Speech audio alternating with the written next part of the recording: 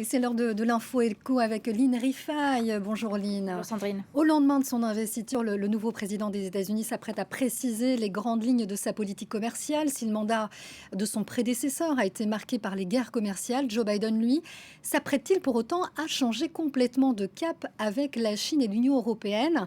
Alors Lynn, tout d'abord, que retiendra-t-on de cette politique commerciale de Donald Trump? On retiendra surtout ces guerres commerciales menées sur plusieurs fronts, avec la Chine bien sûr, mais aussi avec l'Union européenne, le Canada et le Mexique. Avec ses deux voisins, d'abord, les États-Unis ont renégocié l'ALENA, l'accord de libre-échange nord-atlantique, qui liait les trois pays depuis plus d'un quart de siècle. Avec l'Union européenne, Donald Trump a multiplié les menaces d'augmentation des droits de douane, notamment sur des produits emblématiques comme les produits de luxe, l'automobile ou encore le vin, et a mis certaines de ces menaces à exécution. Mais c'est avec Pékin que la guerre commerciale a été la plus intense. Plus des 2 tiers des produits chinois qui arrivent aux États-Unis ont été surtaxés durant cette période. Alors, on a vu, Lynn, cette guerre commerciale, elle a surtout ciblé la Chine. Est-ce que l'on peut s'attendre à une politique commerciale différente avec Joe Biden? Alors, sur la forme, probablement. Sur le fond, sans doute pas. On l'a su aussi avec les propos de la secrétaire au Trésor, la future secrétaire au Trésor, Janet Yellen, puisque pour elle, il faut s'attaquer, je cite, aux pratiques abusives, injustes et illégales de la Chine. Elle l'a dit devant le Sénat. Elle cite notamment le vol de propriété intellectuelle, les transferts forcés de technologies américaines ou encore les subventions illégales, des pratiques qu'elle juge préjudiciable pour les entreprises américaines.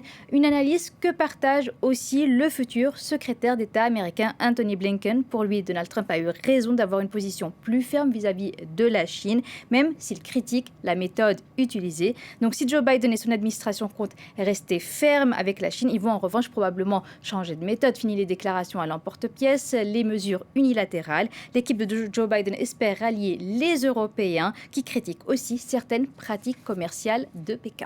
Alors justement, comment Joe Biden compte-t-il s'y prendre pour allier les Européens face à la Chine et apaiser ces relations commerciales qui se sont bien tendues au cours du mandat de Donald Trump? Alors l'une des pistes est de chercher l'apaisement sur des dossiers délicats comme celui de la taxation des géants du numérique, les fameux GAFA. Vous le savez, les Européens veulent une taxe sur ces géants du numérique et ce dossier est en négociation au sein de l'OCDE, l'Organisation de coopération et développement économique, depuis près d'un an. La France a même mis en œuvre cette taxe. L'administration Trump s'y est toujours opposée et avait même menacé la France de représailles sous la forme de droits de douane supplémentaires sur des produits français emblématiques comme le champagne. Alors, changement de ton de la part de la future secrétaire au Trésor, Janet Yellen, qui a laissé entendre que l'administration Biden serait favorable à une telle taxe. Lors de son audition devant les sénateurs, elle a souligné que cette taxe, je cite, permettrait de percevoir une juste part des entreprises tout en maintenant leur